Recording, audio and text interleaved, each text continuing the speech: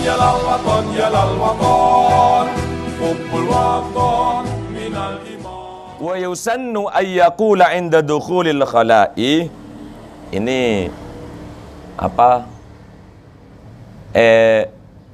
Kreatifnya ulama-ulama Indonesia, sekaligus memberikan ilmu kepada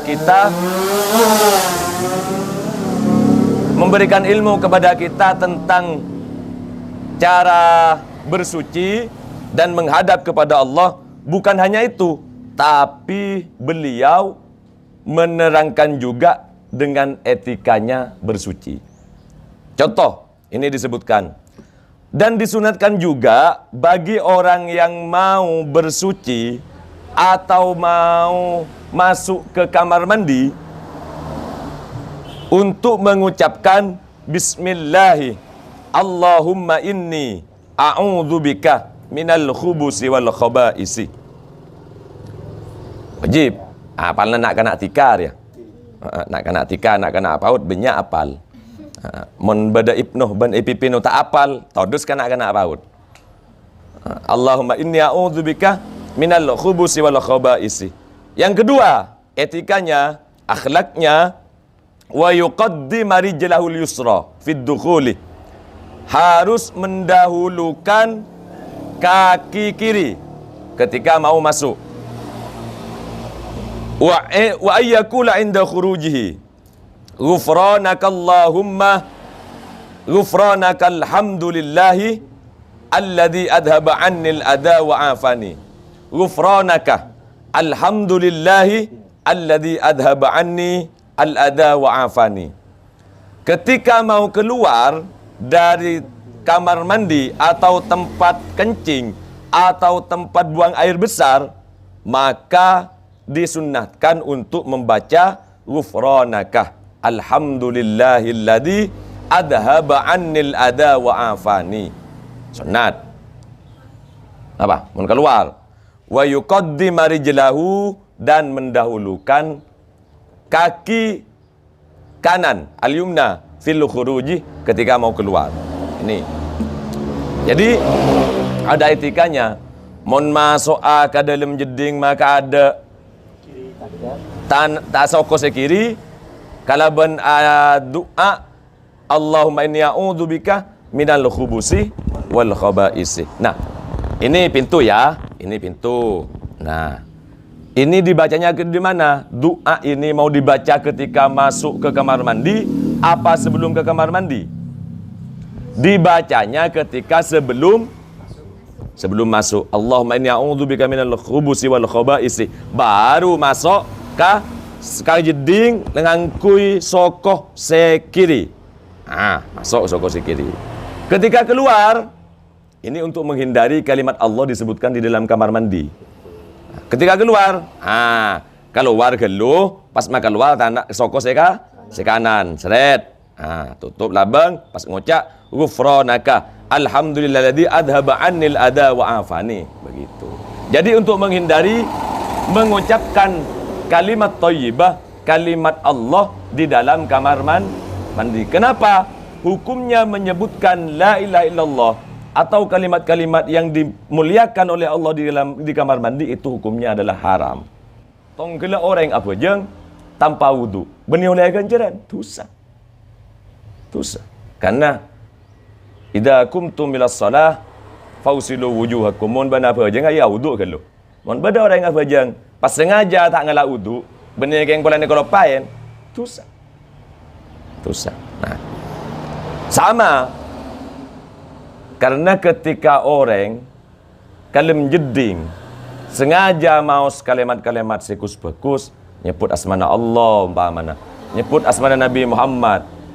Mangkana tak oleh ngibah-ngibah selok saya dalam badan nyaman Nabi Muhammad atau nyambi azimat kan bodoh kadang orang jimat kangkui gempang juduh. Soki.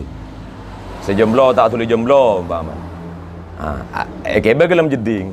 Sedangkan di dalam cimat tegela beda bacaan ayat-ayat Quran, dompet dan semacamnya. Ketika sudah berisi tentang itu, maka tidak boleh dibawa ke kamar mandi. Karena itu salah satu ayat dari Al-Quran. Itu yang kedua. Jadi yang pertama tentang istinja, yang kedua syarat-syaratnya batu, yang ketiga yang haram. Apa saja yang haram bagi orang-orang yang buang air besar dan buang air kecil? Ada. Wa yahrumu ala qadil hajah. Dan haram bagi orang yang buang air besar atau kecil, istiqbalul kiblah, menghadap kiblat, haram. Maka kalau mau membangun kamar mandi, diupayakan kamar mandi itu WC-nya menghadap ke arah selatan atau ke arah utara. Kalau istidbarul kiblah, ke timur, mongkor kiblat, makro. Tapi mun akemi atau aku padang debdak bara, haram. Haram. Kecuali dalam tempat yang sempit. Jedinga sameter, pahamana. Jedinga yang sameter. Api luka ke bara, tak buat kendengan. Api luka ke laut, tak buat kendengan. Maka pakun debdak bara, umpamana. Maka usaha, mun abangun jeding, makle tak tomi perkara-perkara haram, usaha jeding gelak debdak laut atau debkada je. Makle tak tomi perkara haram debdak bara, atau debkada emol tomi perkara makro.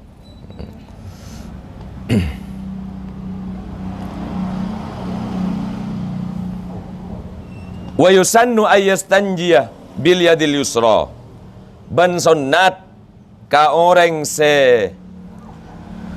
sunnat bagi orang yang buang air kecil dan buang air besar apabila bersuci, kalau pakai air atau pakai batu dengan tangan yang kiri. Dengan tangan yang kiri. Sunnat. Ya, enggak apa-apa kalau pakai tangan kanan, tapi hukumnya makruh. Lawannya sunat itu makruh. Lawannya sunat itu makruh. Bukan bid'ah. Bukan bid'ah. Maksudnya kasak dengan yang kasak cerak ya. Enggak untuk bersuci. Untuk ngelangake najis dah. Saya pangosot lah. Saya pangosot dah. Sunat ngakui sekanan.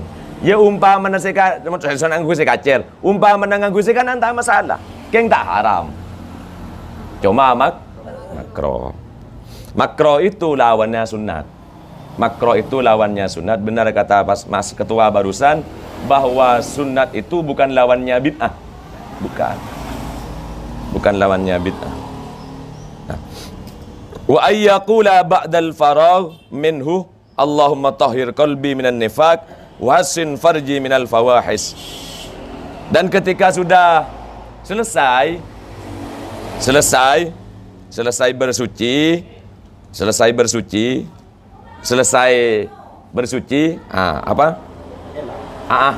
dikatakan dalam hati, bukan dalam lisan. Karena dalam lisan tidak boleh. Dikatakan dalam hati, Allahumma tahhir qalbi minan nifaq. Ya Allah, sucikanlah hati kami dari nifak, dari sifat munafik. Wa hassin farji minal fawahis, dan jagalah kemaluan kami dari hal-hal yang tercela. Jadi ini dibacakan di dalam hati, bukan diucapkan di dalam lisan. Kalau diucapkan di lisan kita tetap dalam kamar mandi, maka haram, tidak boleh. Kalau di luar kamar mandi, diucapkan di lisan nggak apa-apa. Umpamanya di tempat hutan, umpamanya. Di tempat hutan, bunyi kamar mandi, tidak masalah. Nah, ini para sahabat, adik-adik Ibnu dan Ibu Pino. Wallahul muwaffiq ila aqwamit thoriq. Assalamualaikum warahmatullahi wabarakatuh.